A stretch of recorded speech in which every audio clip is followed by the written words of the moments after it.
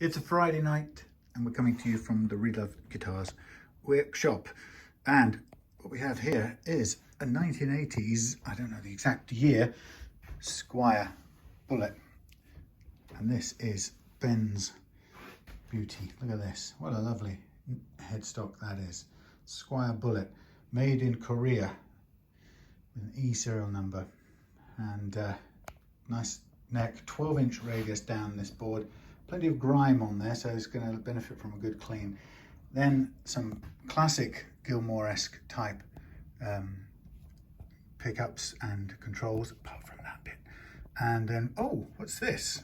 It's a strange, not very Strat-like jack socket sticking up there, and a 2-point tremolo.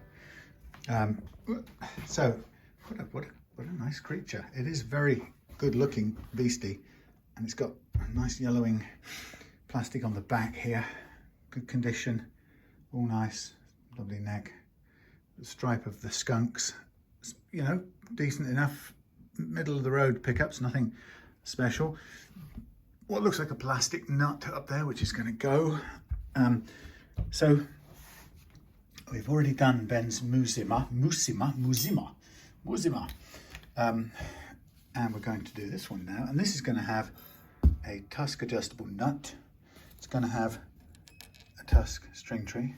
It's going to have primo slinky strings, and it's going to have a fret level setup. And I've already painted the frets ready to go because it's a Friday night, and you know I don't want to be here all the night, all day. Well, I'm not here all of the day. Today I've been mostly at home. Let's have a look at that bridge. See? Oh, and the other thing, by the way, this switching here has got a sort of, I think it's got a Gilmour switch built in. So in one of these positions, all three are on, but I can't remember which it is. I'm also going to shield inside there as well. So as good as it can be. Yeah. So today mostly I've been at home. I have been doing the kind of admin-y things that the business requires. So I've just been buying a load of parts for the next jobs and actually consumables along the way, so everything's kind of ready, getting kind of ready for the run up to Christmas.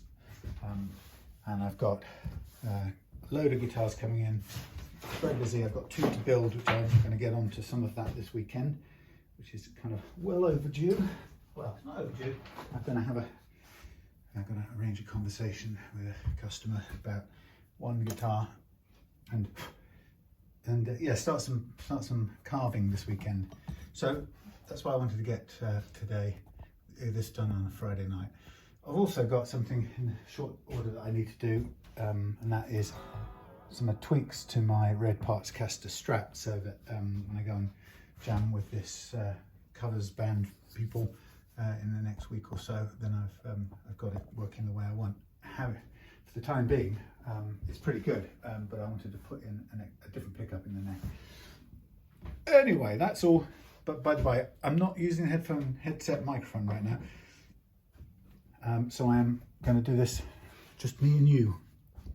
I also reverted back to my original soldering iron, and I have sent the other one back, and Amazon were great about it. You know, you go on Amazon, you look at the product and it goes, returns window closed a month after you bought it. And I'm thinking, that's no good. I'm not paying nearly 40 quid for something that lasts only 2 months. So I finally find my way onto a chat function, and the guy comes on, and a really helpful chap. And before you know it, it's initiated. I've just bundled it up. It's got to go in the herpes bag, and off it goes. Fantastic. No big deal. So this is currently balanced pretty spot on, actually. It's a little bit tilted. It's got a nice full range of upwards bend. So that's kind of how it is. I've set the action with it like that, so I'm going to level it with the action currently set like that. The one thing I'm going to check here is the relief, which is a little bit, maybe a fraction high. So I'm going to see whether we have a key just to hand that will do that. I think I will leave the nut where it is for a minute. So I'm just going to straighten the neck a tiny bit more. And it's always a good thing to do this at this stage because it feels stiff. because you sort of want to know that the neck works before you kind of invest, or the truss rod works, I should say, before you invest time and effort into fret leveling and stuff like that. So for that amount of tweak, I'm hoping to see the curvature pretty much dialed out, and it hasn't really moved. Well, it's okay, it's not bad, but we're just going to have to bear in mind that it might not move. Is it playable like this? Is it low enough if it never moved again? Executive decision says yes, go ahead and do the business. Yeah, although, you know, so sometimes you can make that judgment call where you try and you try and adjust it and it doesn't move at all, and you've already, even as you start out, you've got too much relief, considerably too much, in which case you're sort of in a bit of a problem really. It's not necessarily worth continuing. So this one, it's got quite a bit of wear. Frets have been leveled by the looks of it in some places, so we're going to keep an eye on what's possible with this.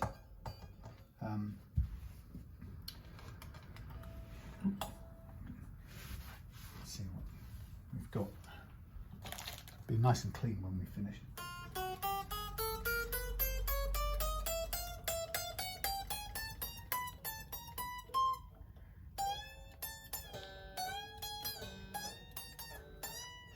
A little bit of tiny bit of fret slap, so I'm not going to go too much on these, and we might find more down on the bass side, which is usually the way. So I'm just going to go straight into the treble side and just see what we find. Now remember, I've said loads of times before that this will have some fret wear from, you know, because of its age, and personally I don't think fret wear is a good, or fret life is a good exchange for bottoming out fret wear. So if I can't bring you because yours plugged in. Well, maybe I can. Well, I'll do it from there, but cutting, not cutting, cutting, not cutting, not cutting. So low spot here, sort of all around here, one just about cutting, but it's low around this area. Coming up the hill, high spots, low, cutting, cutting, low. So again, lots of different sections here, all slightly different. I'm going to carry on, do a little bit more. Yeah, on frets this old, I'm not going to chase after sort of fret wear for the cosmetic side of it, so it just looks nicer. If it was sort of fatal fret wear that was stopping it playing, then that'd be a different matter, but this is still cosmetic really. All right, let's just dust this off. We're going to give this whole thing a nice good clean when we take it apart and shield it. What I'll do is foil on the back of here, and I'll do Kentucky Fried Conductive Paint on the inside.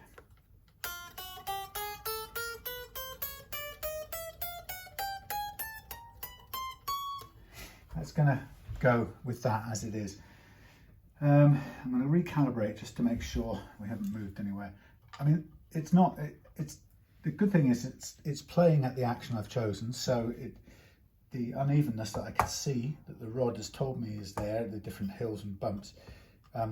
It basically, that's below our playing action, so we don't really need to worry about it. But it tells me, you know, I know now what the overall shape of the neck is. So I'm on the lookout, on the alert. Expecting to see that repeated as we go across. So it's good, you know, the banana tells you what's going on. And back in, here we go. Now at this point it tends to start to reveal the spots of wear, the show off. There's black bits where the truss rod can't reach as it skips over the top. And we're also seeing again the same high frets here and here, mostly, maybe a bit here, definitely here. So there's some relatively high ones, and then there's some relative low patches, but they're all kind of you know, this and that. It's a constant, or a sort of varying topography. Now this one is a little bit spongy because it's right between two very high ones, and there's two low ones, and I'm behind the second low one, which makes this next fret high, and it is high anyway. So we might need to work that a bit more. Same here, low spot, next one's high.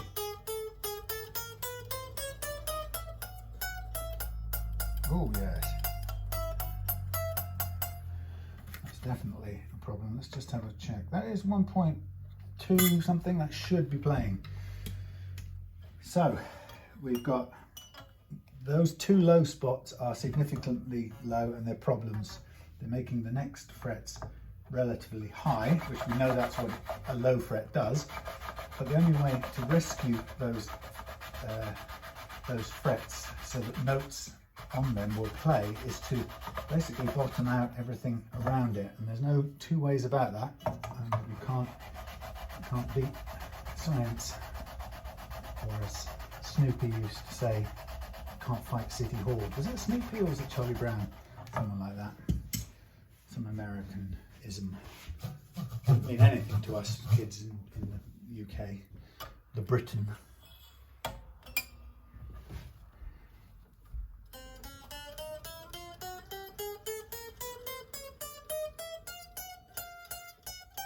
I'm going to do a tiny bit more up there. Freed it up, as you can hear. That note is no longer choked, but it's still just on the edge of doing how I want it. So I'm just going to, when I say give it a bit more at this end, I'm just pressing it down a little bit more at this end, kind of bringing everything a little bit down to get that one fret kind of freed up. We just have to do it, or else you don't get it. And it's a big low fret there. It's right low between these other two. It'd be good to show you this whilst attached to various charging things. I don't know how well you can see it. So we've got very high, lots of sending, none at all, that's low, very high, very high. So this low fret here causes that one and that one to a degree to be high, but it's clearly, these are cutting, and neither of them, even though we're cutting them down, none of them have got down to that bottom, how low that one is. So that's quite remarkable, quite remarkable. Right, carry on. That should clear it up anyway, that bit. The thing is, you'll get to see that what we're really doing here is leveling to the action I've chosen. You'll have seen it on Ben's Musima, Musma,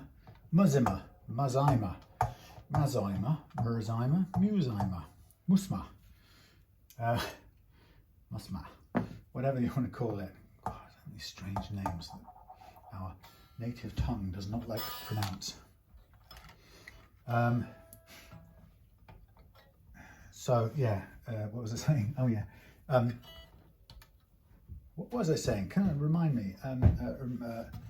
Oh yes, we level for the action that we've set the guitar to, and that's what makes this a good, I like this leveling method, because unlike most guitars that people buy new or second hand, or however they come by them, most guitars are, the action on that guitar for most people is dictated by what the frets permit, and so typically an owner will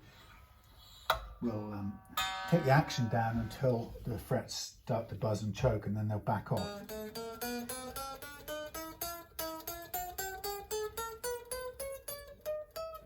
Tiny bit more.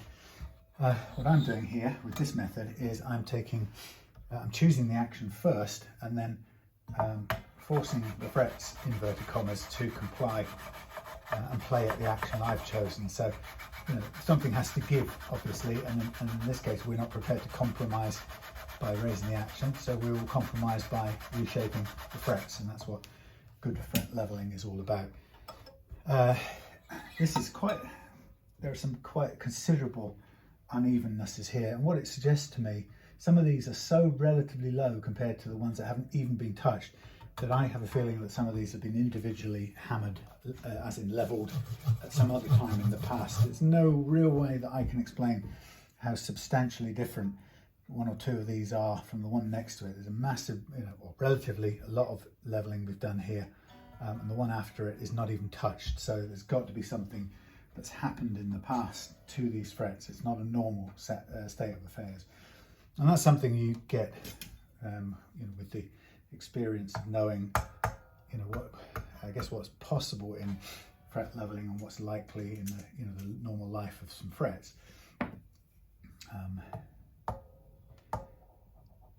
When you first use, or when you use this banana tool and you level a used guitar's frets, very quickly the first thing that usually shows up is the evidence of whether the frets have been leveled before in the past or not, and that very quickly shows up as flattened frets that show up immediately, and you couldn't be you because you haven't had the time to flatten them as flat as they are. So it's a very strong indicator of the previous treatment that they've had.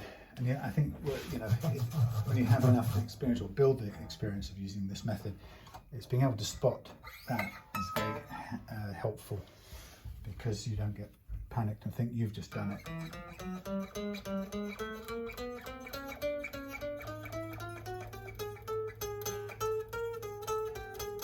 Tiny little bit at the top end, really, where we expect it, because there's a huge drop. I say huge, I'm exaggerating. There's a low fret up here that we know about already, and it stayed low all the way across the fingerboard.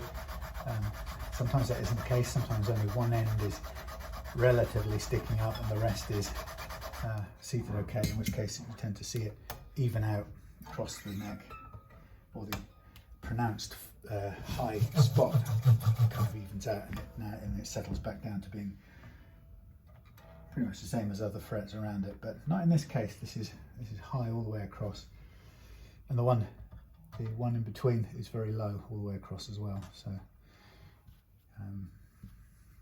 it's quite something to. So when you can see for yourself how uneven these frets are, but like I said, judging it from an old guitar like this, which may have been worked on more or less crudely over time, it's hard to judge the initial process by which the frets were laid or levelled.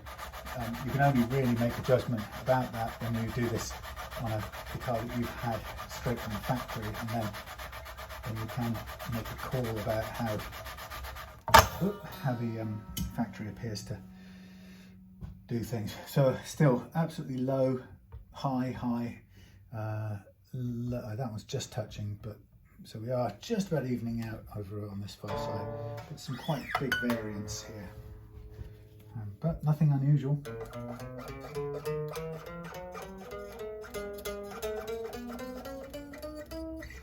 A little bit up by the 12th fret and onwards, so I'm going to go back and have a go at that. Now this time, because I'm just dealing with fret slap, I'm going to just try and keep this light, and I just want the shape of this truss rod now to stay the same as it was, and just backwards and forward, side to side, so that we just gently reshape the landscape after the 12th fret up here. Some of these are going to require some fair old recrowning, but that's the price you pay. Right, let's calibrate. Now let's just test the A again.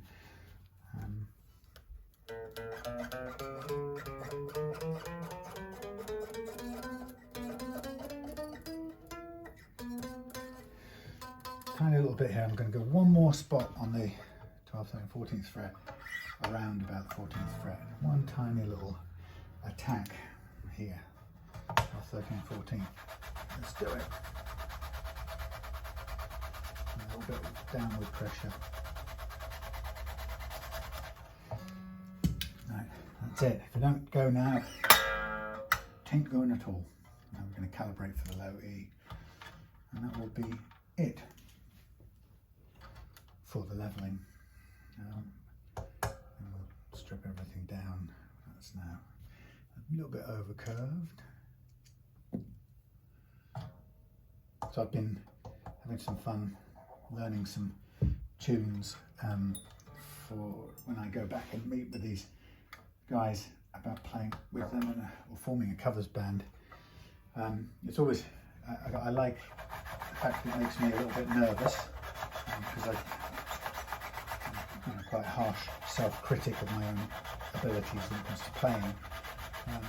In other words, you know, I don't think I'm capable of fancy stuff. I'm not a skilled, technical player, but I do like the melodies and the rhythms, and enjoy being as good a rhythm guitarist as I can be. So I've got 5 songs to learn. I've been working on a couple. I've got 3 transcribed, if you like.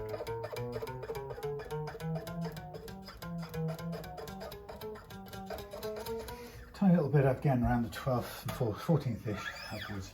Yeah, so I've sort of transcribed, and by that I mean I've got them printed out on double-spaced lines.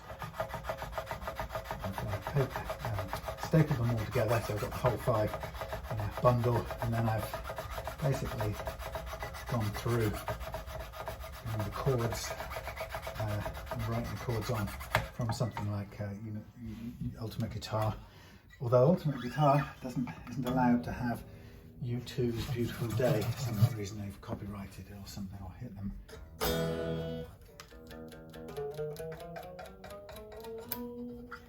That's as good as it's going to get with these old strings. Yeah, so I write the chords on it, and then I sort of listen to what I go around listen to it once, well, several times, but listen to it as I write the chords out, and then I go back over it, having written the chords out, and I listen to what's happening, and I sort of divide it up into obvious sections or things that I detect, like so for example, where it's obviously goes from, I don't know, chorusy picking, typical 1980s style number, chorusy single note picking, to I don't know, crunchy power chords, something like that, where it's a real simple changeover, just so I kind of get where things change throughout the song. And then I have some sort of codes that I write, because I don't really know how to transcribe something musically. So there's, for example, at the end of the verse lines, chorus lines in Cyndi Lauper's Time After Time, there's a kind of time after time, and at the end of that time it goes down, down, down, a sort of a sustaining, jangly chord, and I just draw that as 3 ascending notes, because I don't know really what else to call it, so I just draw a little picture, and I know what I mean by that. I really do. So it's not technical, or not technically correct, but anything that helps me remember what the phrase is at that point.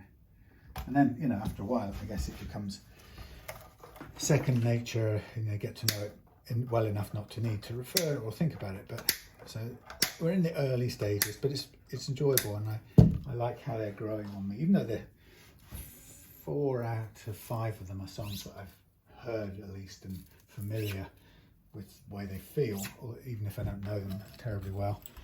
I suppose probably the best, most familiar one for me is probably, I suppose it's Can't Stand Losing You, followed by Time After Time, followed by A Town Called Malice,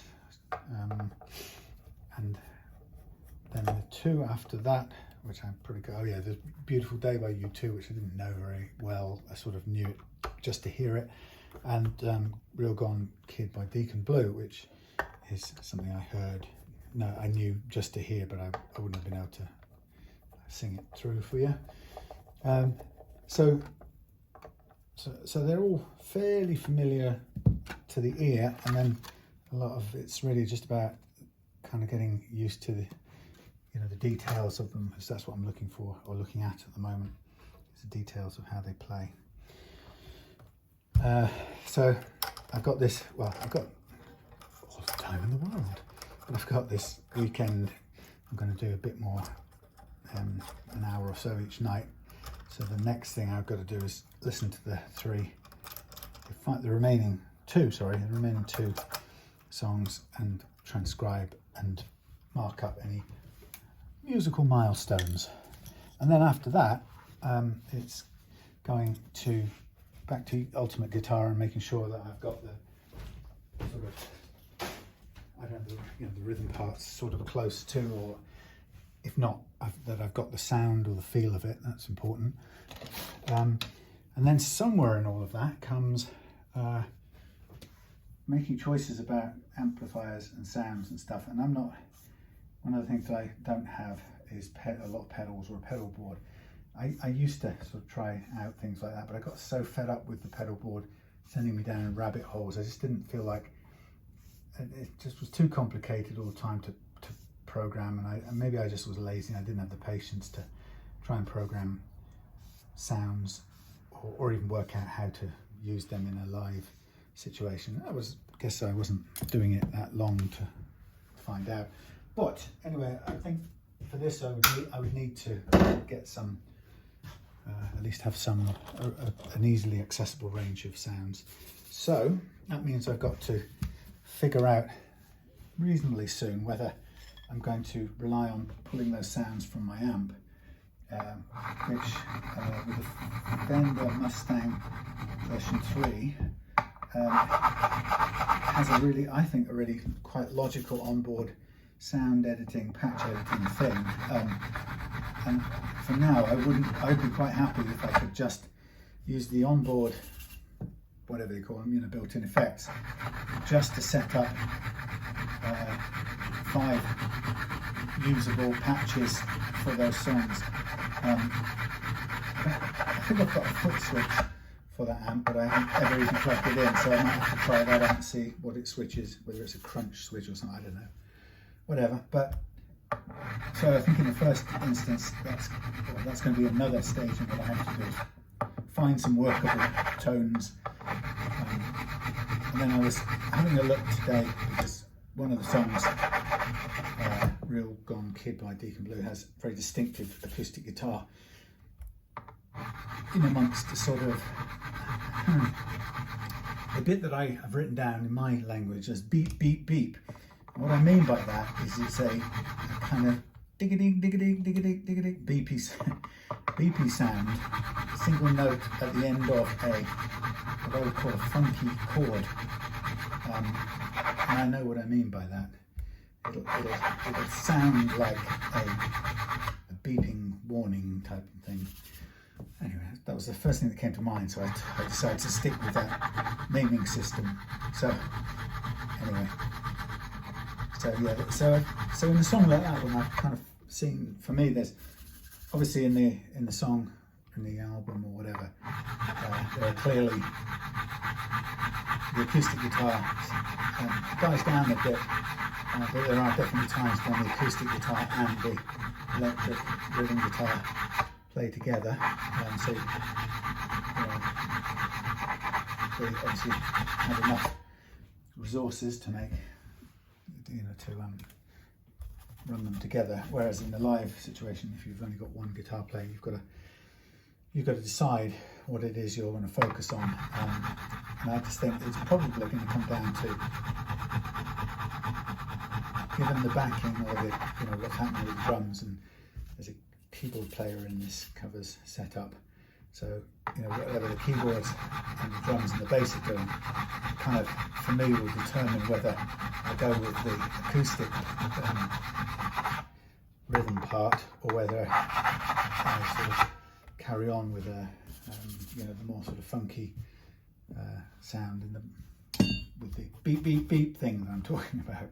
Anyway, so that's kind of, I find that an interesting challenge, and of course it's not something you can do to change your guitar in mid song, not unless you're Steve Howe or something, and your song's 20 minutes long. But so what I'm planning or looking at, I was doing a bit of investigation on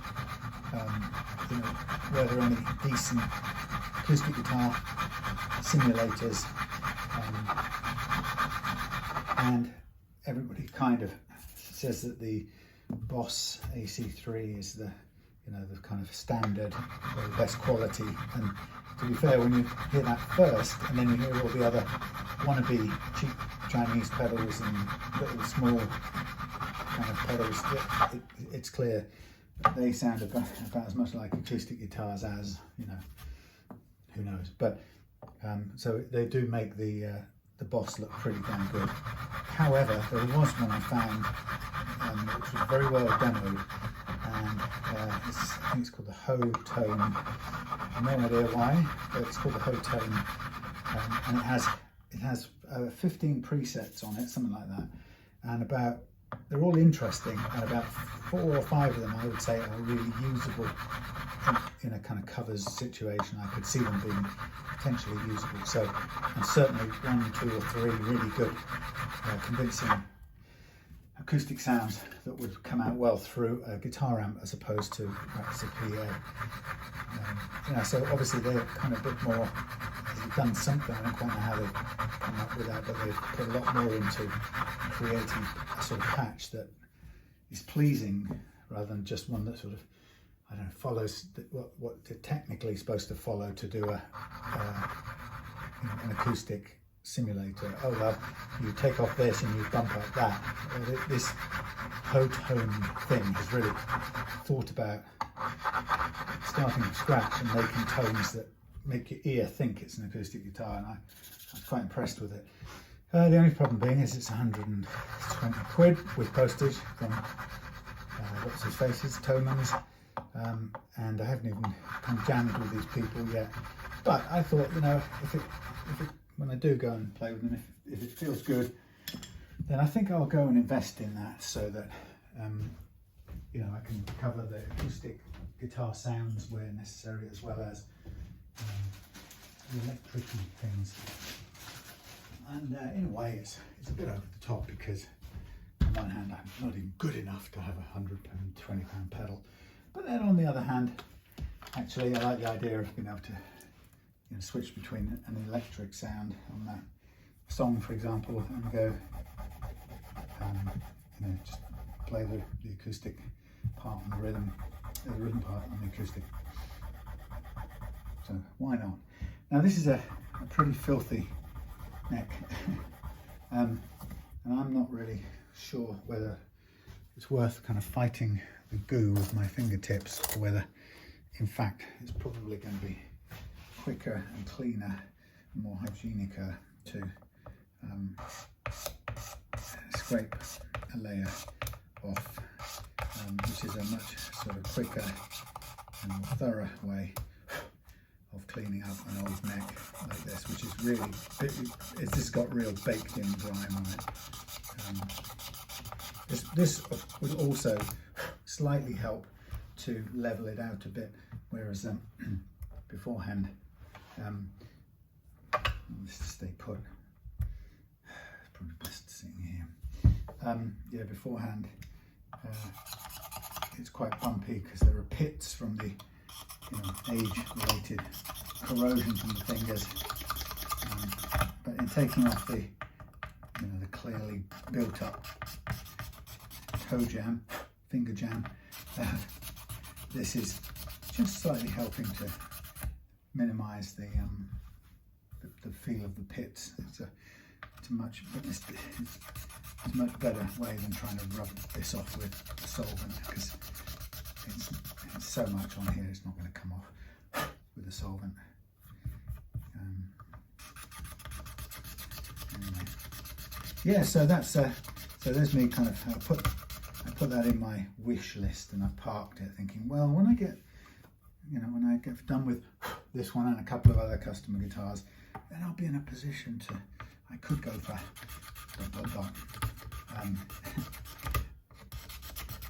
So, you know, and one of the guys that I'm meeting up with has a spare effects pedal as well, but I think I'm a bit reluctant to inherit someone's effects, because there's so much of a time investment required to figure out how to use them.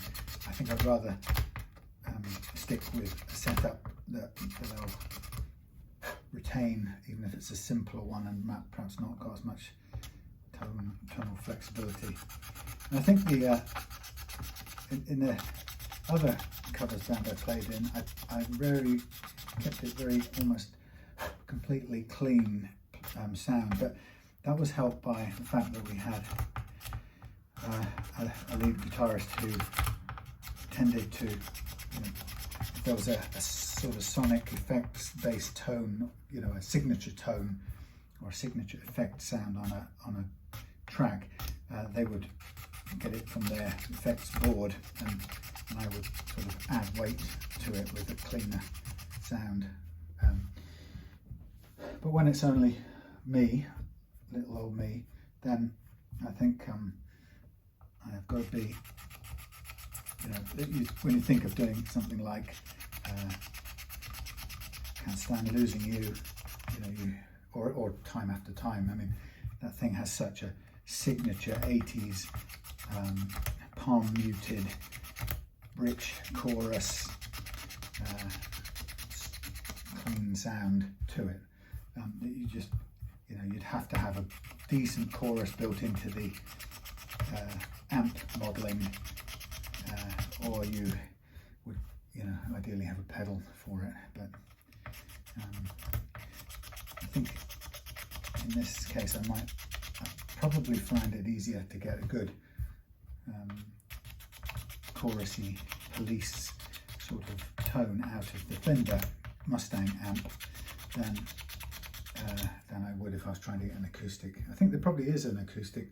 I know on the this thing down here, Katana, there's an acoustic simulator. It's a sort of an acoustic clean, but it isn't just a clean channel for acoustic instruments.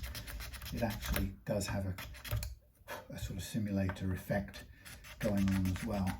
Again, that's an option, although I'd say that the Katana, well, I think it's I find it good as a clean amp.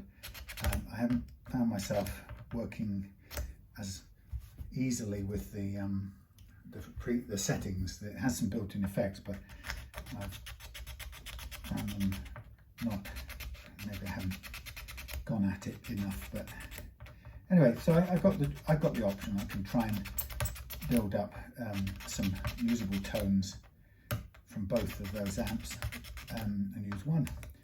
And the Katana has the advantage of I think an 8 patch in total foot switch, which again, you can either use the foot switch to change parameters and scroll through and switch on and off the effects, or you can use it to pull up presets, total of 8 while you're playing. So if you can sort of cover all of your songs with 8 decent effects, then you're that's the way to go probably. On the other hand, if you need more than that, then you're either going to need a kind of more complex effects pedal, or more pedals in combination. So I don't know the answer to that just yet. I just know that for me, the simpler it is, the better, because there's something about when I don't know, for me, when guitar gets too smothered in digital effects, it sort of starts to sound, it's like you can hear artifacts, digital kind of residue, you might call it. But anyway, so I prefer to avoid that, but maybe I have to make a pact with the devil. So my first port of call, I've got I've got a wah pedal. I've got a couple of overdrives which I can't even remember ever trying to use. I didn't like the tone of them. They're no good. And I've got a treble booster, very simple treble booster. Right, bash. What I'm going to do is, while I'm at it, I'm just going to take this this not tusk string tree off and get a shot of it. Get it away. Also, I think what I want to do is I want to clean up this headstock and everything. So let's take the tuners off while we're at it.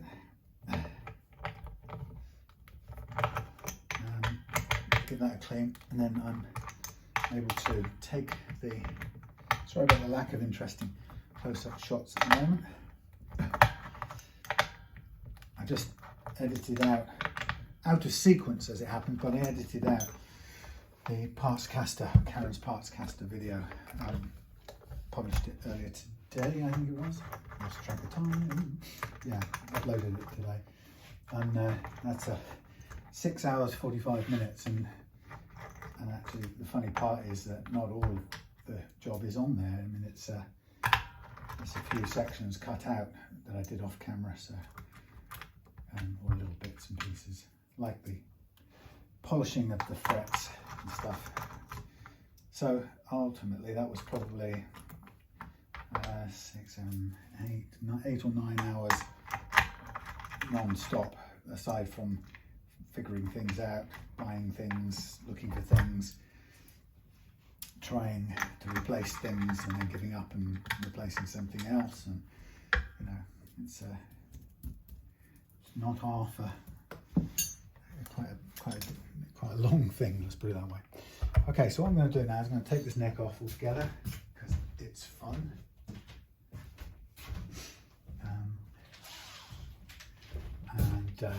And then we'll take the pick guard off. So the levelling is done, the recrowning is done, and in a way that's some of the most precision bits. The next stuff is going to be clean up, shielding, checking the electrics.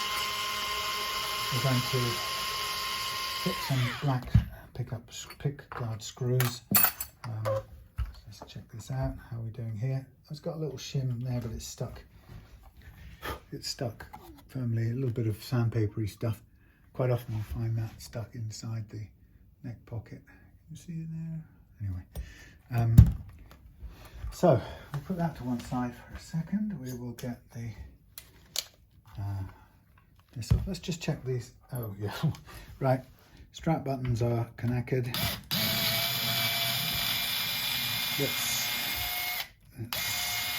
see if they need replacing or fixing up.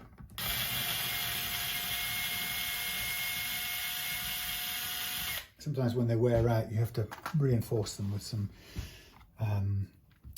wood dowel, and then they have a chance to have a fresh grip. So taking all of this out, or all of it apart, is just helpful to be able to clean everything as well. And I'm going to take the bridge off and take that apart as well, because currently it's filthy, and taking it apart will give me a chance to check everything, but also to clean everything. And I'll do some of that off camera so I can have my kind of brain off Friday evening, you know, enjoy a bit of radio or something. I'm just going to cut that one, physically cut that one there. This is the bridge ground, which is a bit easier than the regular strap because I don't have to take out the what's the word I'm looking for? I don't have to take out the jack socket boat thing. So I'm just going to find me one of these, pull out there, heft off the old tremolo screws. There are 3 in a line with a space. There we go, 3 in a line with a space. And put them back on exactly where they came from. I will take this off this end first as well. We can replace it if necessary. There goes this, easy to clean. And this, I might just leave where it is. The problem with this is you can never blasted well tell where they sit, and we've done it one way already, and I think my feeling is I'm going to go and get myself a measurement of the height of this as close as I can get. 8. So we're going to say the bottom one is 8, top one is, it looks a bit out of place, like it's rocking or something. 8.8, so about the same. 8.08 I should say. So very close to the same. And that means then I can remove these for the time being. Just not have them falling about, getting in the way.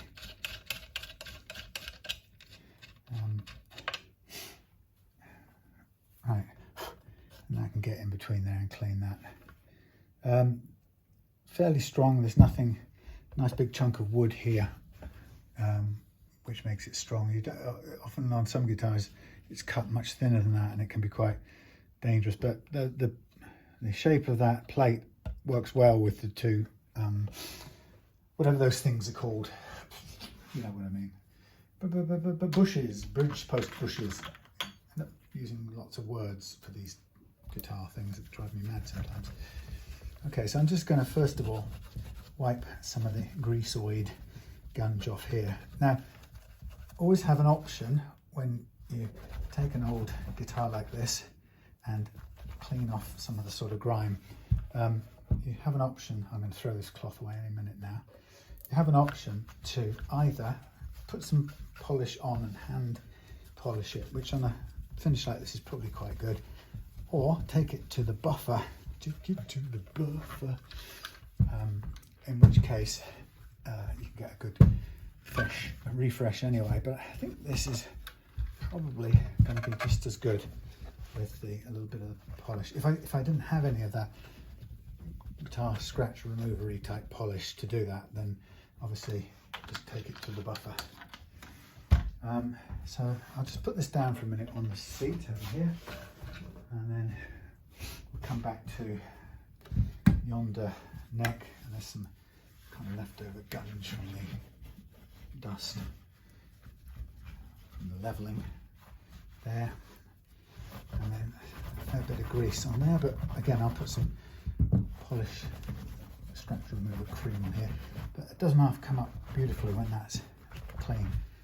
You know, it's a fab neck. It'd be too slippery for some people. Many people would prefer what's the word I'm gonna say? Matte finish, but still, it's still pretty good. Now we've got to get the nut out in order to fit. Now the only thing I'm slightly annoyed about this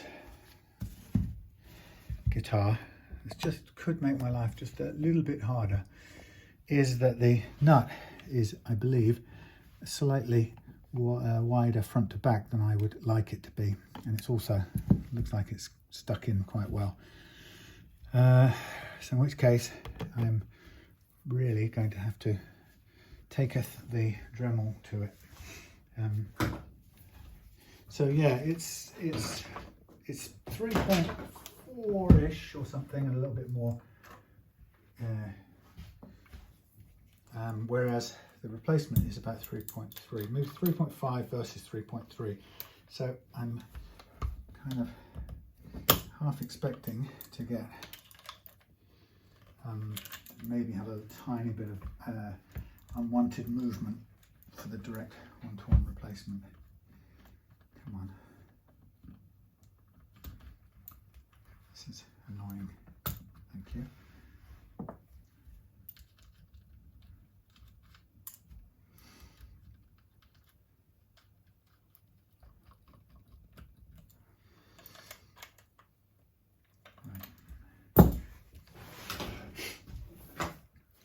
Okay, how's the charging doing? Are they charged? They are charged. That's good. Right, hold on.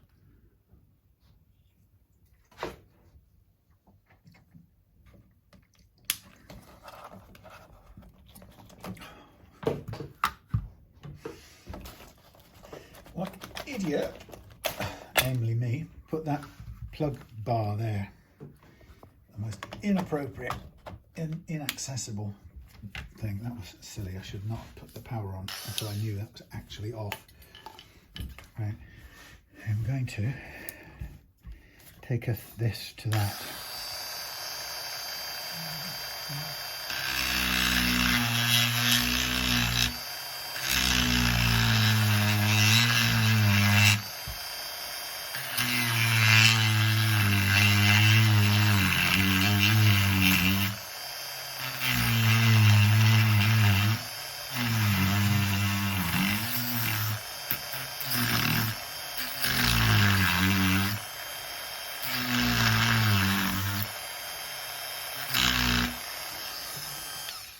See what we've got.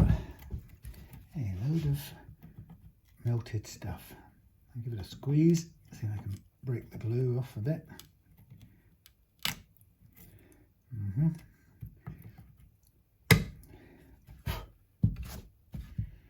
Yep.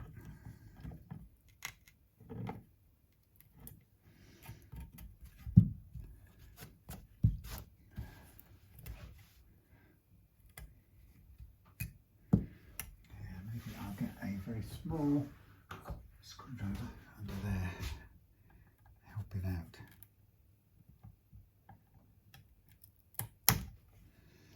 Well, interesting slot if I ever saw one. Shows you the where are you? Shows you the goes right through onto that thing, truss rod adjuster button thing. So it's going to be interesting to keep the other one off it. I'm just going to have a quick look from this end. Yeah, it's a bit loose, damn it. Gadzookies. Thanks. Right, what am I going to do in the land of Tusk? Somebody help me. What am I going to do? This is like it's probably, it could even be from the factory, the Indian factory, but it's definitely suffering from the, I know, let's have a special Encore stroke Sun Mustang width of nut, which nobody else makes and we can't replace with anything. So what have I got in the way of, I've got 9.5 one, but I don't know if it's any thicker. I've got a black 9.5 one and I've got a lefty one here. A few different things, but unless this if this 9.5 is a bit thicker, we might stand a chance. No, it's still a fraction too thin. Swineless. I don't actually think we can clean this surface up very well either because of the fact that the metal's in the way. Bah. Is that hitting the metal? Sure is.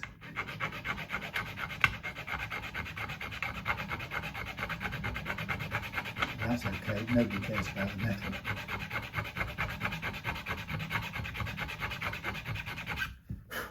Just flatten that down, make sure the nut sits better. But having said that, so that one's too thin because it's quite a lot too thin. Have we got anything that goes anywhere near? So this is 3.26, this is 3.25, so they're practically the same, maybe a little bit, tiny bit more. The only thing I can think of is we put a tiny shim on the back edge in the form of, what would we put? A little thin bit of material. Either it could be sometimes I use the metal foil stuff. Okay, so 9.5 isn't, well, it's not going to be worse or better or worse. Let's have a think. 9.5, it'll do.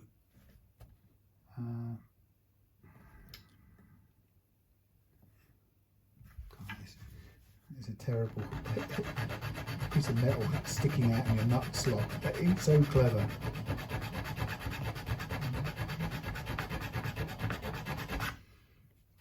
Just trying to help it flatten it a little bit. But it's still likely to end up rocking on that. Sorry, you won't be able to see me right now.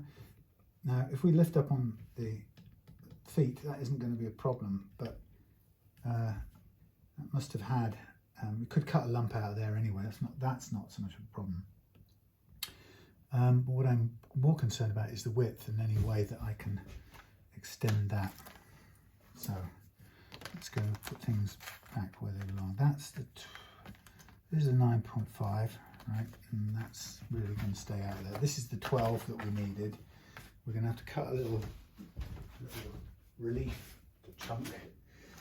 And then we're going to bolster it up with the simplest stuff that will do the job. It could be plastic, it could be a thin bit of this card here, actually 3D printed stuff. Might just be the ticket. Let us borrow a bit of Gerard's famous 3D printing. This was our exploration of how to make a shim, a wedge-shaped shim. Sure thing. Now, what am I thinking? I'm thinking on the back side, aren't I? Should we go with the back side? Sorry, I got you zero view. Let's go with the back side. So let us start with how do we get a footprint of this? First of all, at first I was afraid, I was petrified.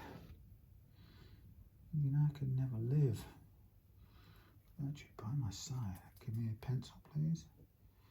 So this will be, that's the front side. And of course the back side isn't that much material. So let's cut this. Let's cut this down a little bit lower and keep the same shape all the way across. There we are, something like that.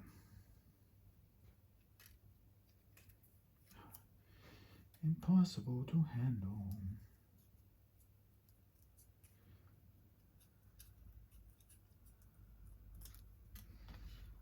Okay, and then we chop it across there like so. And the idea will be we put this A on the back A. That bit, small bit. Right, let's put this on the back. Here we go. Let's get some glue on there. I don't know what sort of mess this is going to end up making, but we just need that extra bit of thickness.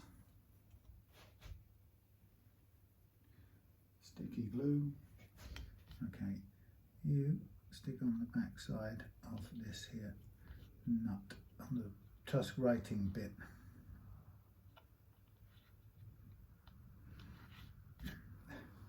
Unmanageable, verily.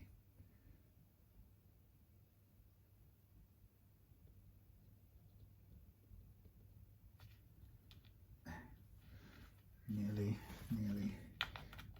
verily.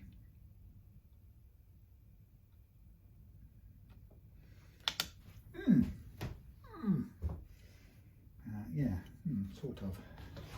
See, we can press this down without anything going sliding off sideways. I somehow think that's highly unlikely, but we shall try.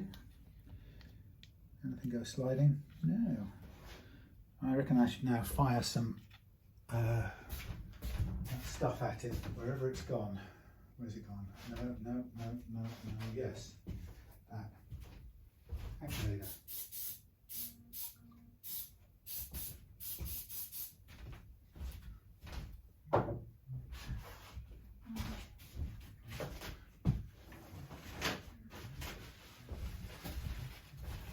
If it doesn't work, then it's not worth trying.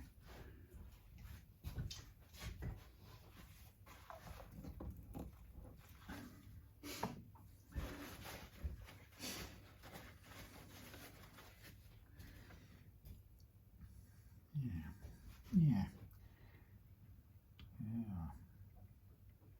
Just about, sort of, very nearly, kind of. Let's just put that out of the way for a minute. So, no, let's just bring that back for a minute. Let's get our blade. Where did I put our killer blade? Here it is.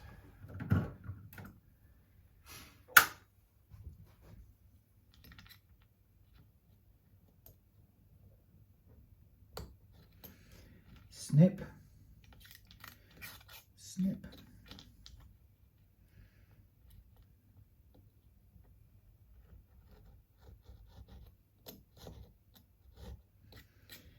Okay, tidy, tidy, tidy. Now, the theory of this will be, maybe it will just drop in there, maybe it won't. But if it doesn't, we can take the tiniest bit now off the front. This is very close. That's how tiny a difference it is, but it's enough to make it difficult to use. So I'm just going to lightly do the face, and we'll get that in there. Come along now. Okay, very nearly. Just a tiny difference. I don't think I'm going to do anything to the wood in there. Just going to stick with gently working the face of this nut until it's perfect. Sorry. Well, I want it to fit and or move a tiny bit, but I don't want it to be loose or to pull off the little bit of extra glued on shim thickening device that I've put in place.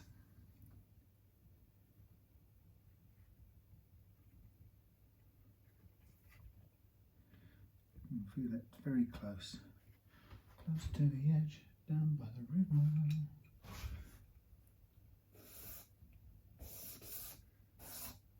Now,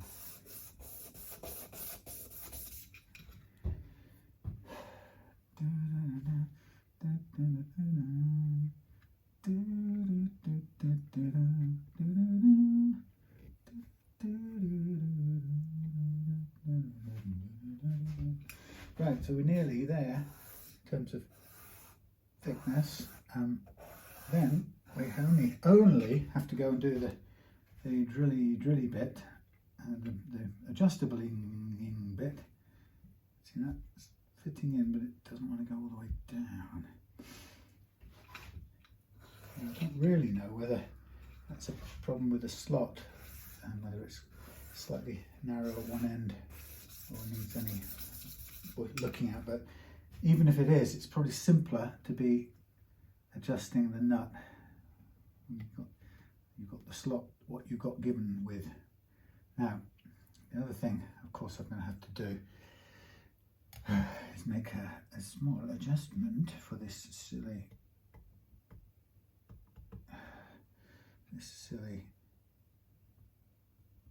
bump. And that also means I have to do a little bit of cutting out, or I can risk it grinding it.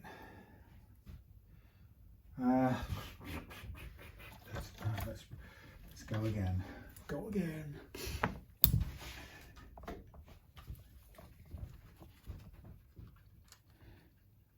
Small little details, eh? Yes, anyway, so guitar pedals, sounds, which guitar to take. I think I've kind of settled on my red parts caster because it's pretty cool, but I was also looking at and enjoying my Deaconbacker 325 Tribute.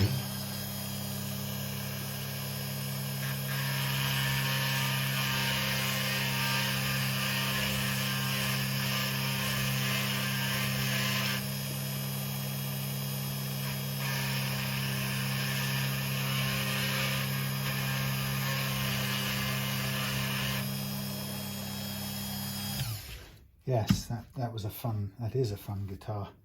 It would look great and do lots of single coil things very well. But obviously none of it humbuckerized.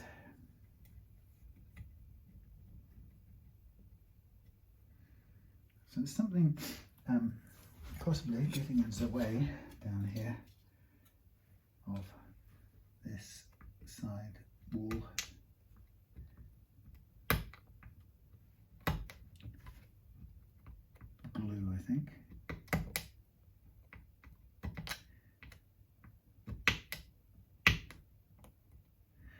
yes, so all good fun when you're thinking about playing and all the things that nerdy guitarists like to do, like worry about which instrument they should play and what amp. And okay, we're getting there. I think I'm going to do a tiny bit more.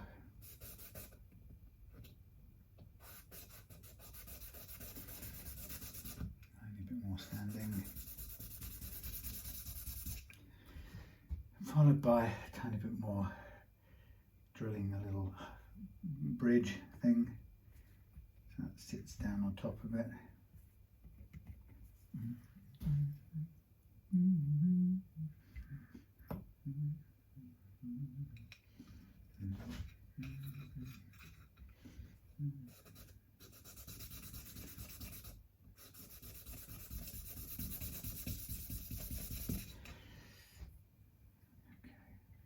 There you go, in you go, comfortably. A bit more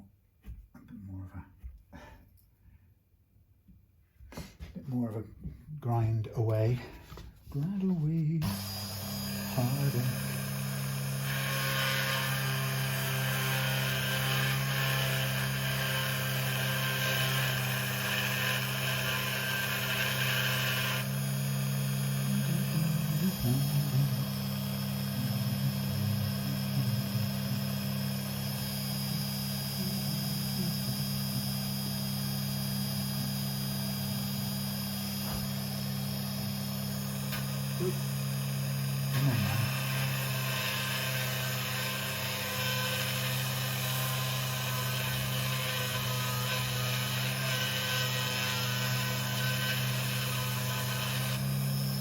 Okay, that'll do.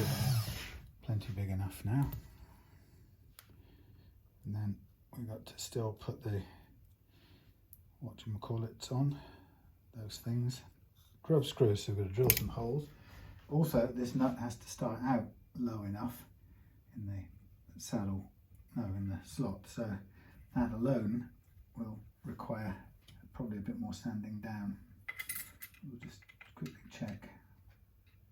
It's not far off, but I'll take a little tiny bit off. Now the other thing is, probably need to just gently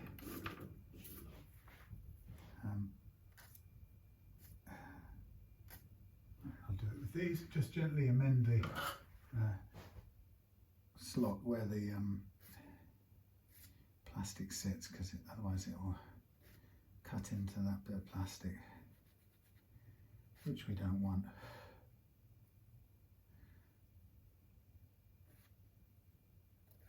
But it's right on the back, so it's not going to do any harm at all.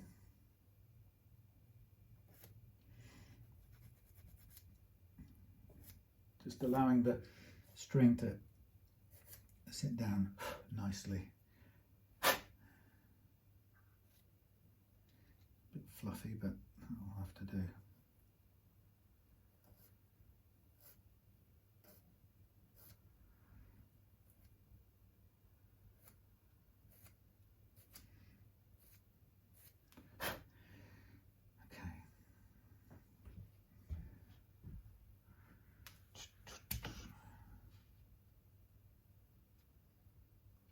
Tidy up.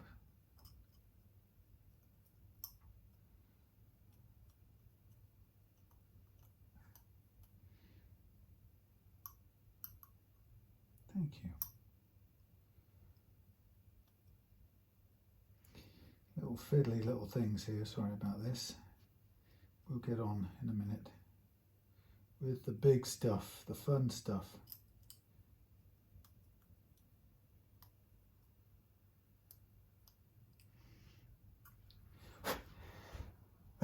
Right, okay, thank you, sticky fingerprints. Right, let's now make a mark for the grub screw. Lovely. Let's get our drill.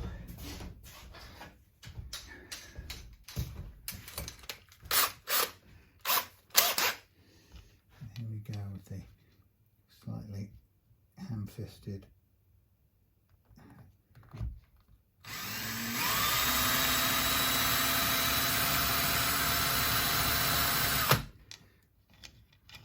of making things work.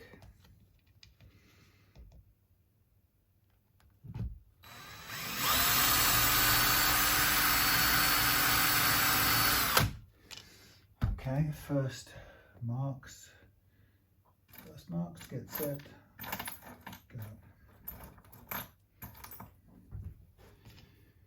Okay, I'm just going to, sorry it's a terrible view, but I'm now going to just sort of hand start the drilling. So I've got a sort of downwards vertical place for my drill on the pillar drill to seat, and then tidy this one up. Same thing. That one's a bit close to the edge for my liking.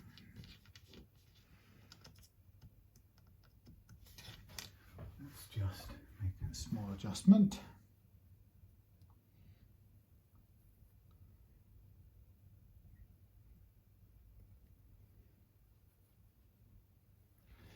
Right, screw, no, wrong one.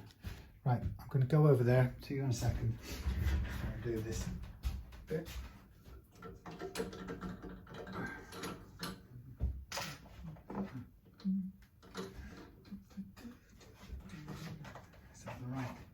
Is that the right one?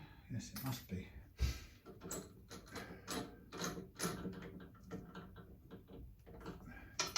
Sorry about this, I know it's a pain in the thingy. It's not a very good view, even if I drag you over there and force you to look at it. Right now, in you go.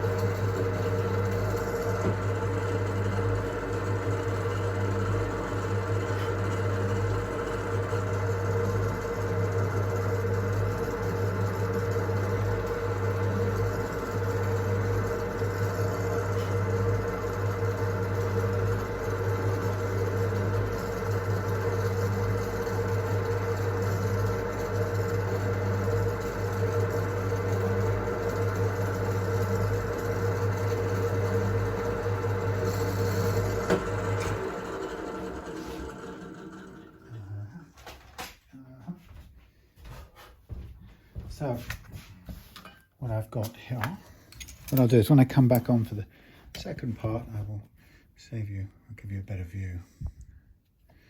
So here we have, what are we looking at? Where are we? I can't see a darn thing.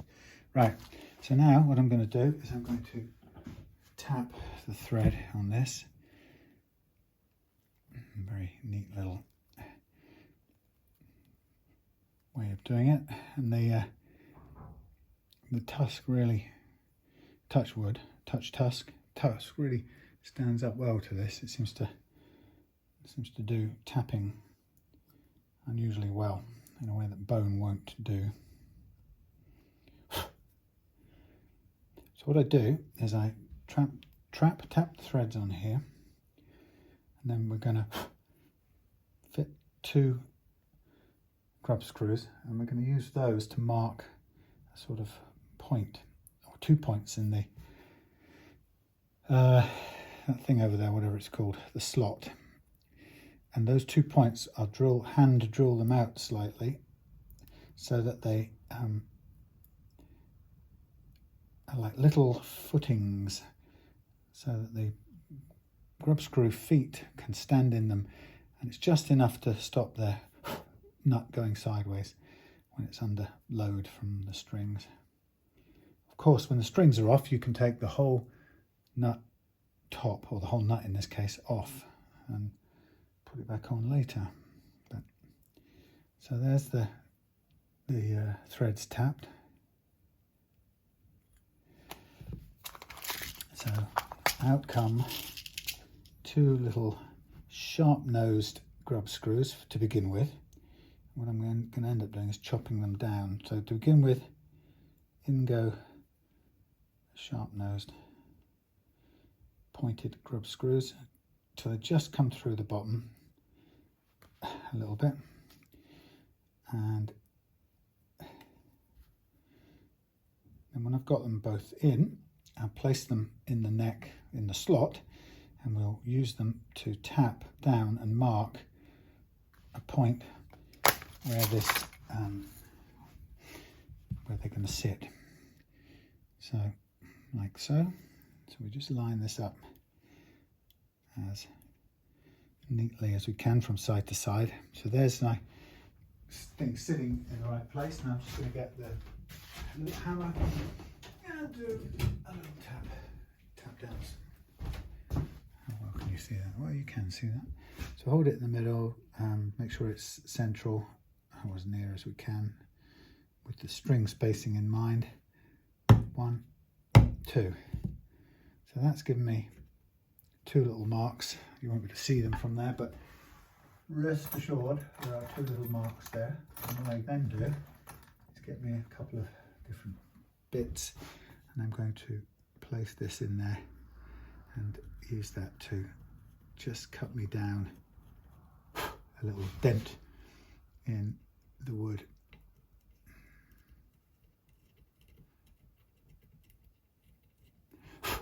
So that's 2 little marks. I'll just widen them a little bit. I'll smooth them out with this slightly bigger metal bit. And same on this side. And then what we've got are little footings. So I might just go a tiny bit more on that side to even it up. Right. So the point being now is if I put the nut back in there, whatever happens, as soon as those little feet go into their little grooves, they won't go anywhere. So that's pretty much ready to go. What I have to just be sure of, actually first of all, I'll pull it out, do the next bit, which is, let's wind these most of the way in, to about there, in both cases, leave just a ½ mil sticking out, and then I'm going to get my flush cutters, the old ones that are nearly broken now, and I'm going to cut off this excess. So now we've got shorter grub screws, and what we do is we put them on here and sand them carefully down. The idea really is just to make sure they're as flat as they can be, and if they're flat, then they'll spread the load a little bit more easily. Now with this, with the adjustable nut, you can actually always afford to go a little bit further down than you think. It's better to come upwards. So when I fit this back in, I'm hoping that once this is in place and we fit strings in, the idea is that the strings will now sit by default, sit on the 1st fret. That's what we're aiming for. And we can sort of tell up to a point by using a blade and checking how things sit. And at the moment, that's above the 1st fret, so we probably could use to lose some height off this, which I'm now going to do. So I'll get a rougher block out, and I'll take some more height off it altogether, including the grub screws.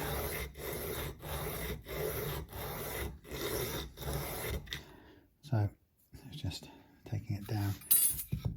Just a matter of sticking it time and patience to get it to where you want. If you're fitting if I was fitting a solid tusk nut, or a solid nut of any kind, I would be very keen to make sure that what am I going to say?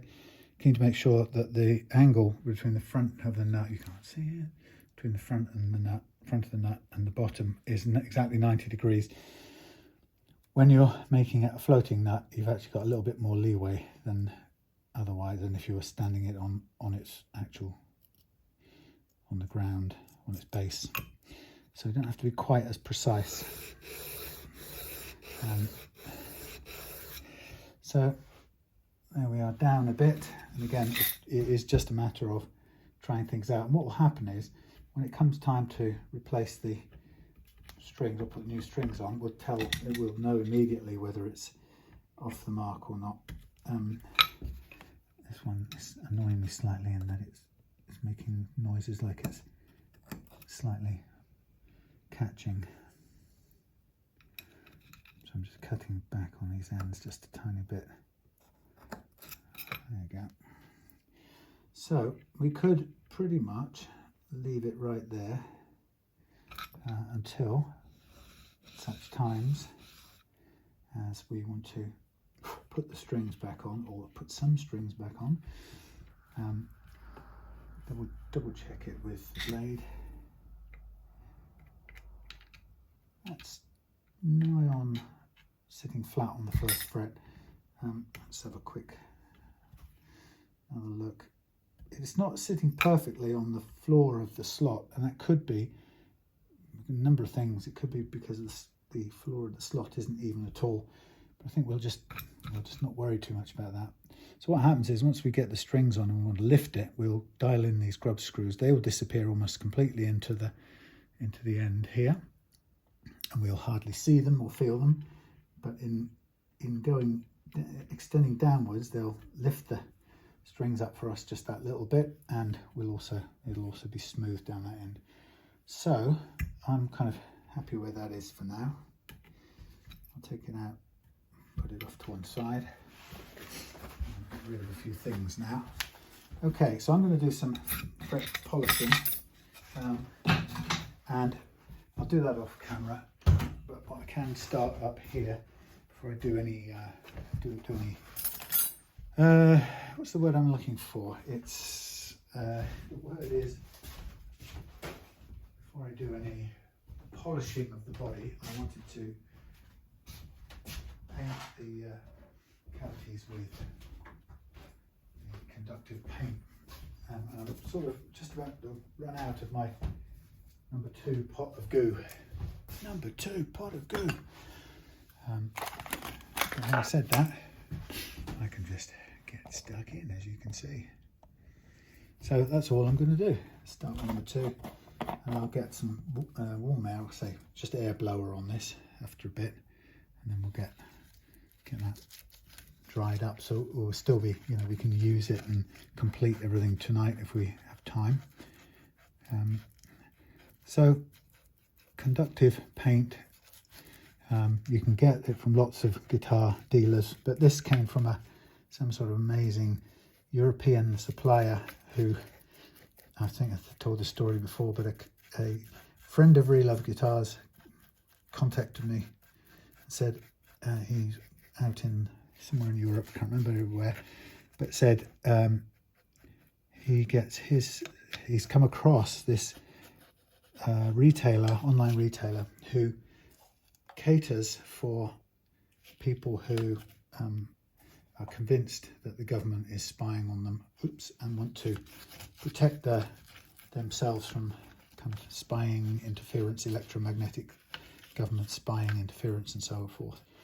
And so this guy said he came across a company that sells industrial quantities of this EM shielding paint for people basically to paint their entire homes with it, beneath, I don't know, underneath their wallpaper or whatever, or their finishings, claddings or whatever. They paint this stuff as a layer first and ground it so it's a shield, a cage. So he kind of put me onto this supplier, and of course, because they're selling vast quantities for people to do their entire homes in, they sell sample pots that you can buy prior to buying your millions of gallons to shield your home from the feds or whatever it is you're concerned about, the aliens. So the sample pots are that size, and they have a lot of material in them. Each pot's probably more than 10 times the quantity of the sort of ones you buy from the guitar, 10 times or more, a lot of material. Anyway, but the only downside, I suppose, is they have different types. They have, this is the second strongest And I think the way it works out is I've got a sample kit with 5 different pots of stuff, and this isn't hot, by the way. Don't do it hot, just do it barely warm. Yeah, so I bought this sample pack, I think 5 different pots, and I've used up the most heavily shieldy ones first, and then you have to put on more coats of the other ones later on if you run out of your heavy ones. So it'll last a long time anyway. You just have to put more on as you get through. So this is coming towards the end of pot number 2, graded in the order of which ones are most shieldy, which one will keep the most government spies out.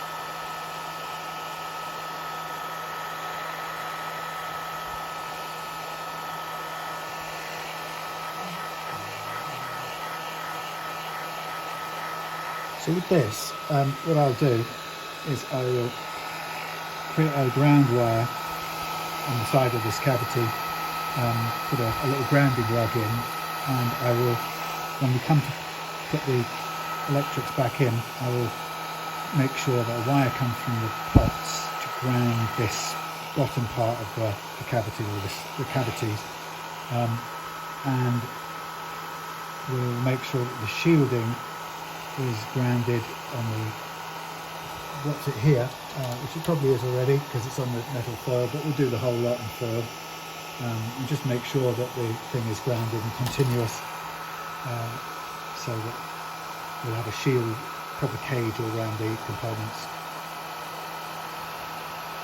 So I'll go off and put the radio on at this point and spare you the hair dryer,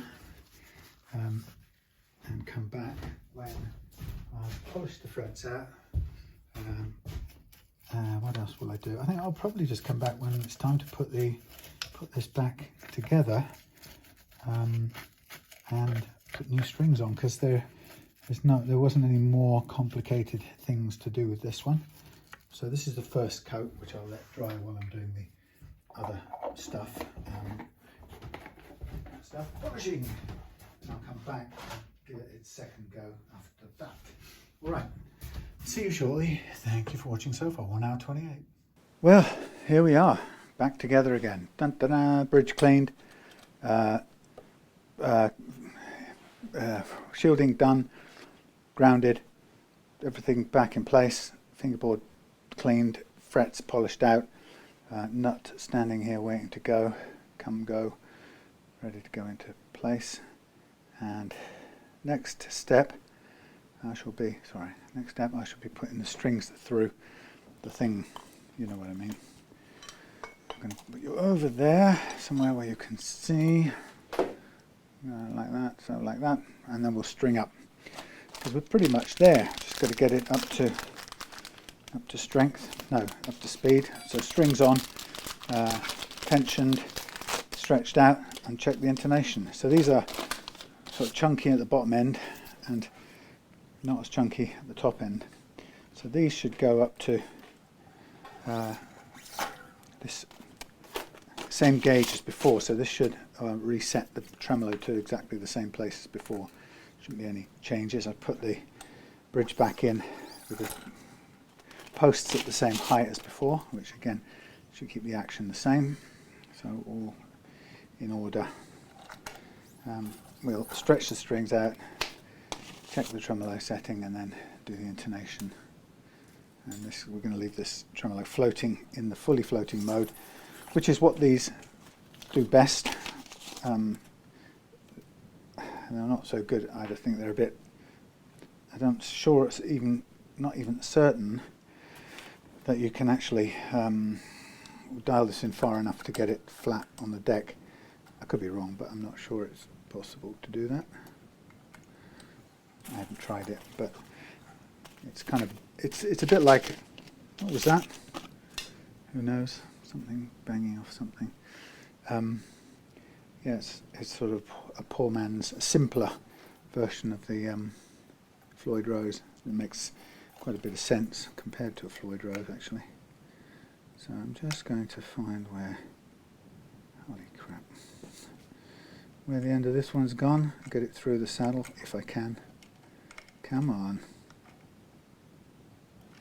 Oh man, this is not annoying me. Come on, through please. Any chance of going through? It's just a string. That's missed. No, it's through. Thank God for that. That was starting to bug me. Not that. Bug me, I said. Right. So here we have... Oh, I suppose we put some... Yeah, let's put some oil on here. So I'm just going to put some oil on, and then we're going to load up the middle strings first so that the nut will stay in place. So some fresh oil to darken this fabulous board. And it's quite a difference once you put oil on it, because of course it was dark before from all that finger DNA, but we do like to give it a fresh start so we're not playing on top of somebody else's DNA. I suppose we wouldn't mind if it was Hendrix's, we'd take that, but it isn't. It's someone else's, someone on eBay's finger jam, so we'll go without that.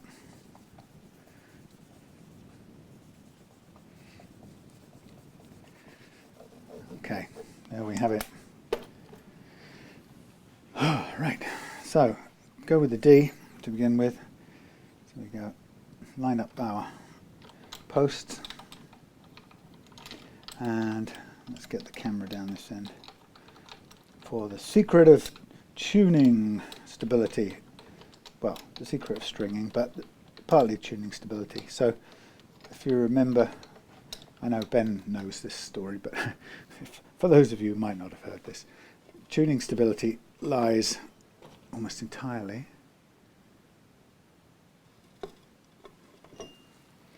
I know it sounds like a line from 1984. The only hope lies entirely with the proles. No, tuning stability lies entirely with the two things, the nut and the slack in the strings. So this is how I minimize the amount of slack in the strings. So we pull all the way through to begin with. I hold it on the first fret and then pull back 1 fret's worth. And this is the G, sorry, the D, not the G, the D. So I'm putting the D on first so I can hold down the nut in its place. And also this will tell me straight away if the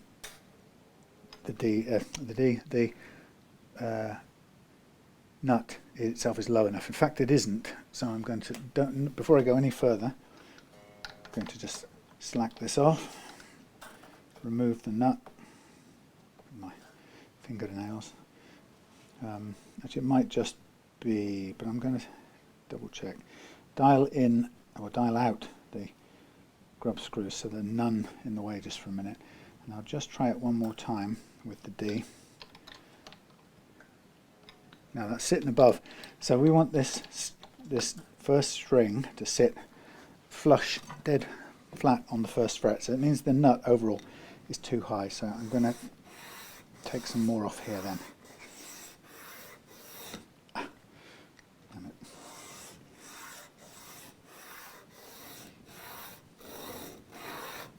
Obviously it's going to flatten out a bit more of the grub screw while we're at it, as well as a bit of the old plastic on the back of the nut here as well that we're using as the, whatever that thing's called. What do they call that thing? You know, shim, I suppose. Okay. So I'm just going to keep dropping this in here, pushing it right in flat and then tightening it up. Practically sitting on the first fret. I'll do the tiniest bit more and then we'll be done. So that's the ideal start point, right there on the first fret, ready to lift upwards, but only upwards. We don't want to go down or anything, just up from there. That's the whole point of the adjustable nut. So drop it in, push it fully in to begin with. Pretty close. Come back. Right, move other strings clear. Wind this up. Okay, sitting on the first fret. Sitting on the first fret. Da, da, da, da, da, da, da, da. And we'll back off a bit, chop this short, get ready to bin it. Then we'll do the G as well. Again, make sure that the ball is all the way up inside the bridge block. Make sure the G is on the G peg. Pull one fret worth backwards, and I go, first time I go over the loose string, and then the second time I direct it so it goes under the loose string. We're just fraction off the, I might want to take this off one more time. I think we could be a fraction too tall still in the nut on the treble end. I'm just going to wear that down a bit. A bit of special attention.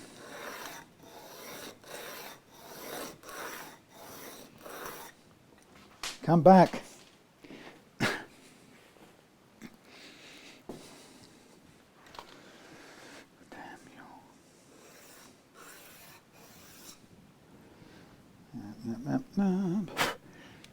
Okay, so fine tuning it, as you can see, to get exactly where we want to be, and we want both of those strings just a fraction off. That's still, that's very close. I think now, well, let's be correct about this. This will be the last time now, so I'll just lift this out one more time. One more downward cut all over, followed by smooth out with the fine grade.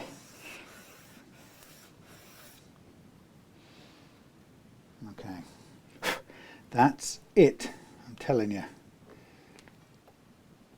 I see what happens, I get you.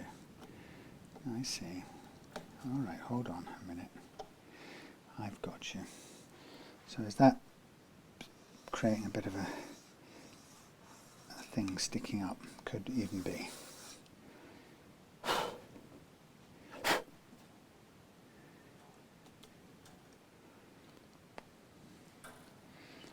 Okay, on.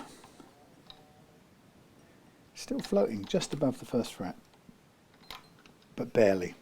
That's enough. Call that quits. Right, now we go on to the others. A.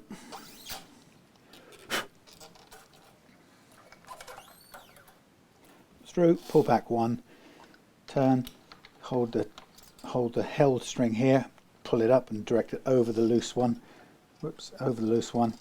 As the loose one comes round, push the held one down and pull the loose one up, and make the held one go underneath the loose one that time round. And on to the low E.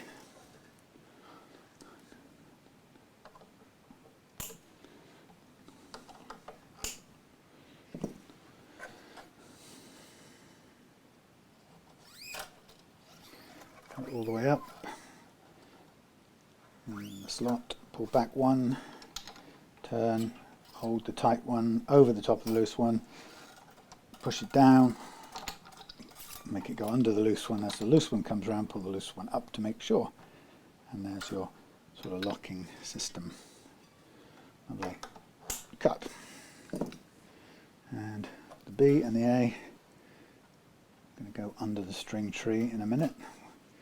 Make sure they're in place. Pull back one, wind, pull tight, hold tight, over the loose one, push down, pull the loose one up, hold the tight one under the loose one, and keep going until it pulls up the slack, and then under the string tree. That's actually still just above the above the first fret, but it's fine. It's still got some room to go up. Okay, pull through, pull back one, lock it or hold it to an angle, over the loose one, under the loose one, keep it there, under the string tree. Cut it short. There we have our set of strings on, and at this end still a fraction taller. Oh no, that's because that one's sitting outside the slot, so the top end here is a little bit higher than the other end. So let me just see what happens when we bring this up. So I'm just going to get a little bite with our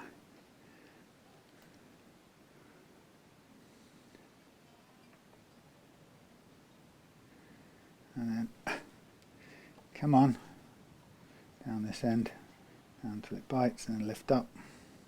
Quite nice. Okay, then a matter of pulling some slack out of it carefully so as not to break anything. Just bedding it in a little bit. So the secret of tuning stability is getting your nut slots right. That's 50% of it. So for that I swear by tusk nuts and ideally, wherever possible, what I call unmolested nut slots. In other words, if we can get the right height over the first fret without having to do anything, without putting a file anywhere near the nut slots, we've done well, because that keeps them sort of smooth as formed in the factory, which is going to be smoother than if I cut them with a file.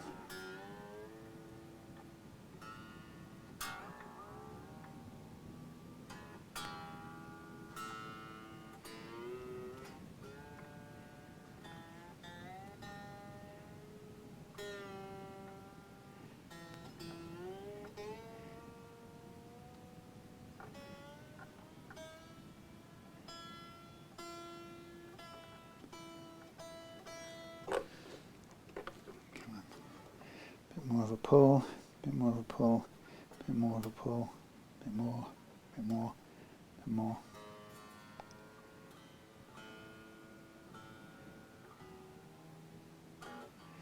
Obviously this is going to pull the bridge up. It should do anyway.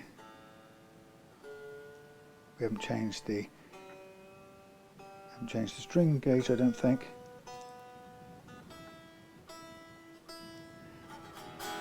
Well, it's funny enough, that hasn't actually brought it up to the same place, so in a minute I'll just slack this down a bit. If we might have a different gauge strings, then that could be possible.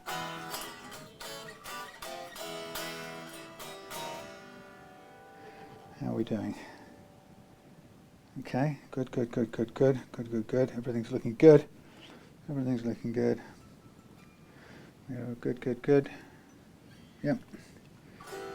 So the nuts slots are one thing. We've done that by fitting a tusk nut. Now the second half of your tuning stability comes down to slack in your strings. And this is the only way you're going to get rid of that slack, is to squeeze out the slack manually. And I'm going to do that by pressing between thumb and forefinger to make sure it's as much gone as possible. And theoretically, no, in practice, you have to do this until it stops detuning when you stretch. And once that happens, you're stabilized, and it should be okay. Now this is a little bit different because we've got a floating tremolo as well, so we're not going to hear the detuning quite the same way, but it is detuning every time we stretch it.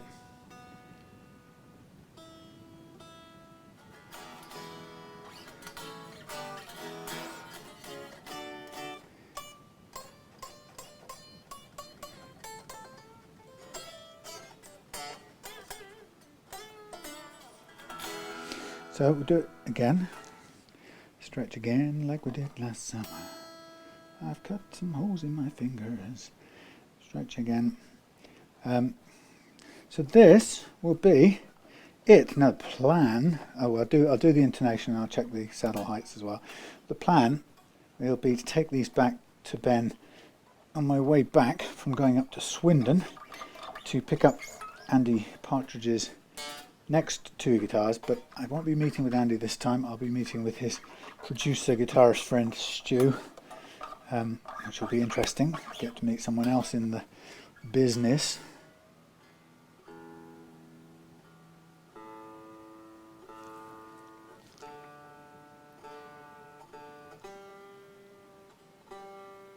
This must be different gauge strings now. Actually lighter than what I've taken off.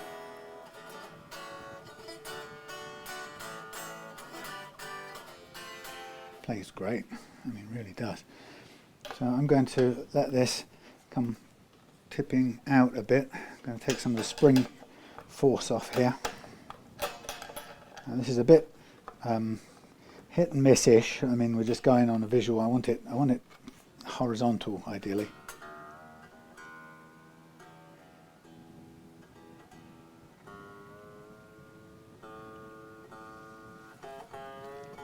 Or at least horizontal, maybe with a kick, a little bit of an up kick, but get it horizontal, that would be good.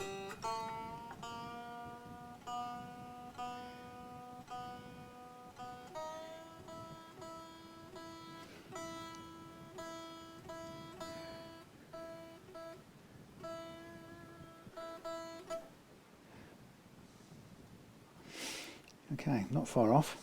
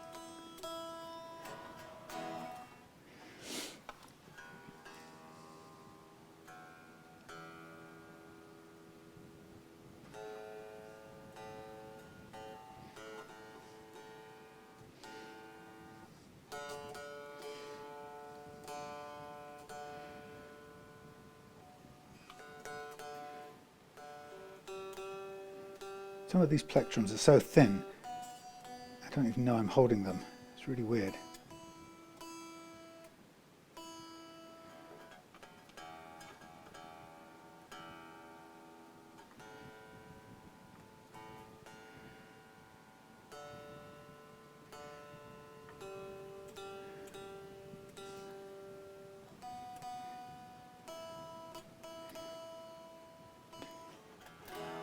You know what's made me reach for? One of Steve Valance's thingy pickups. See-through pickups. Chunkier. You know when you're holding one. You sure do. Okay, next step, I'm going to adjust the actions. Now we've got the tremolo where I like it. Oh, sticking to that now. So we're too high on there, so we're going to go, oop, wrong way, down.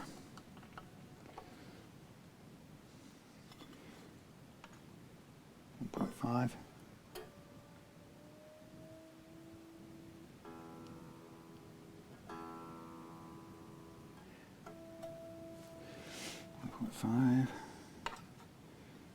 Just over 1.5, down a little bit. And a little bit more. So 1.5, just under. Yep, down we go, down we go. Looking pretty good.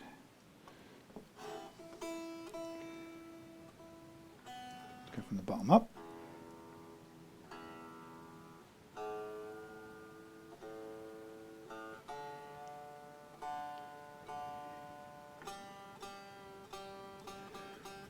Now that's interesting. That needs a string tree. Now that's problematic because I haven't got any more white ones. But that G is definitely in need of a string tree. There's no doubt about it. I'm going to have to put one in, otherwise it's going to play that duff note. So it means we might have to replace, not might, we will have to replace the white one with a black one. Or, sorry, the white one with two black ones, or one white, one black. I think we're just going to have to bite the bullet, I'm afraid. Yeah, that's straight up. We've got to do it. Didn't come with it, but it needs it, and it probably needs it because of the low action. Some people, when they don't have a very low action, or when you don't have a very low action, often obviously the nut's higher up, so you've got that extra bit of room movement. But here, the action is so low that we're in danger of losing any angle over the top. So there's my drill point. Come along now. There's my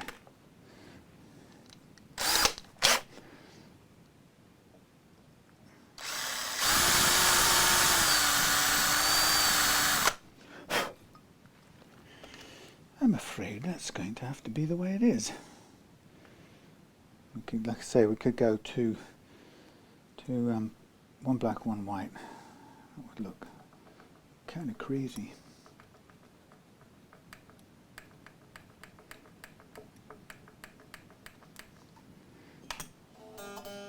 There we go. Actually has a proper note now. Let's take this one off.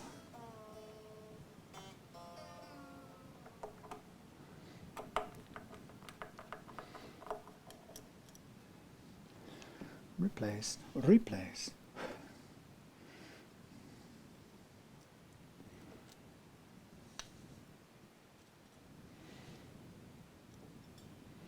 In you go. In you go, in you go. Right. So that one and that one, and those can go outside, out of the way. That can go over there for another time. Back to the tuning.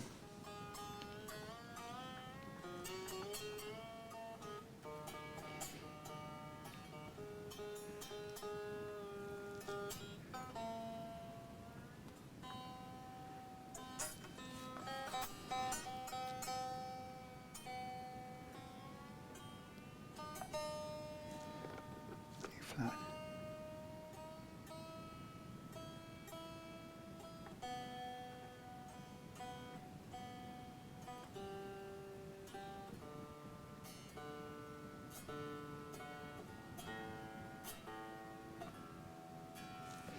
Okay.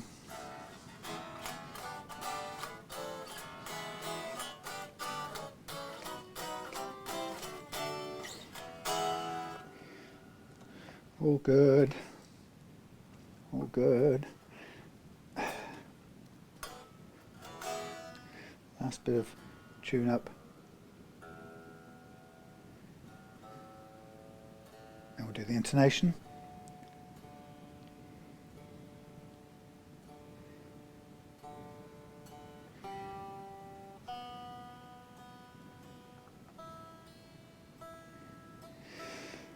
Okay, intonation.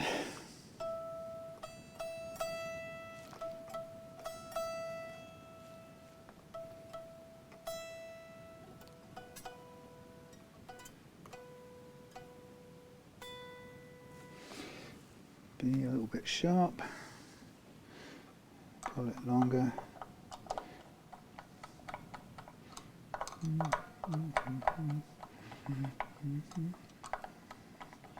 See those first three.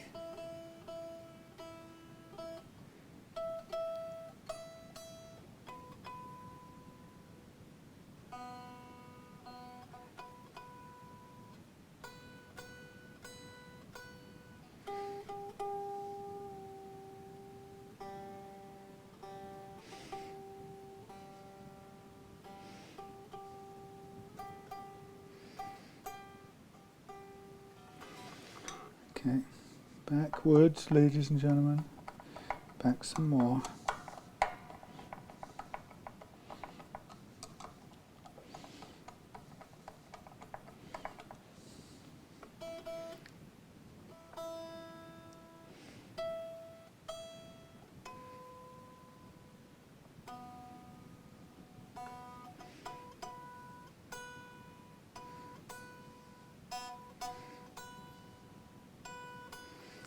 Almost going the other way now. Back up.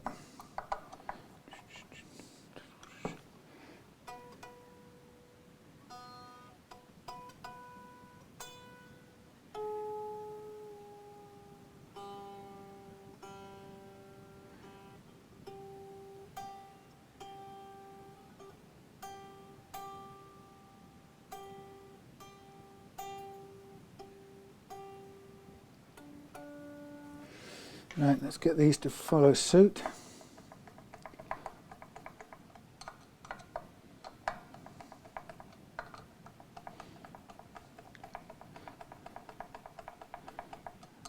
So just working off the familiar patterns to begin with.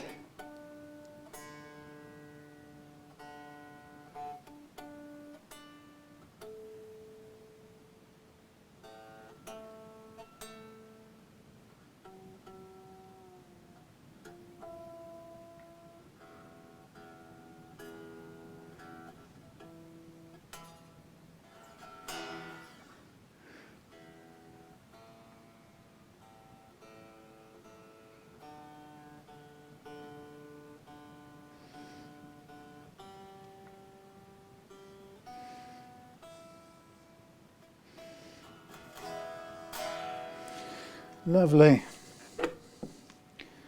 I am happy. The only problem is this thing hasn't got a cream-tipped soldering iron.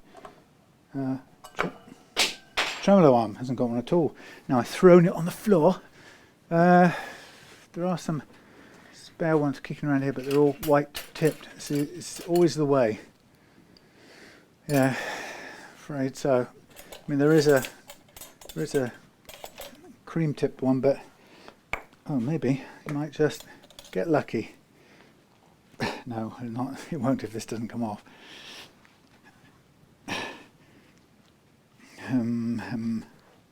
Let's see if I can get it off. Otherwise, it's not going anywhere. No, that's not going to work.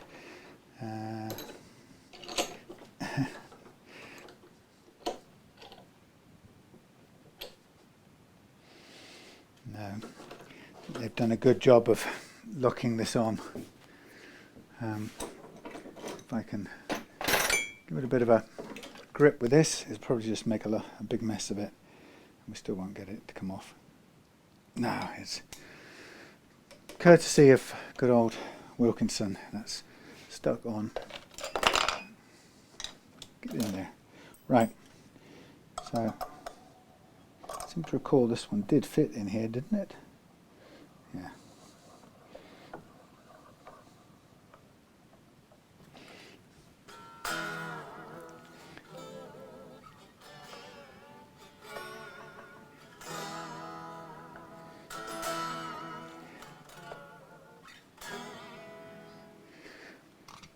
There we have it, ladies and gentlemen.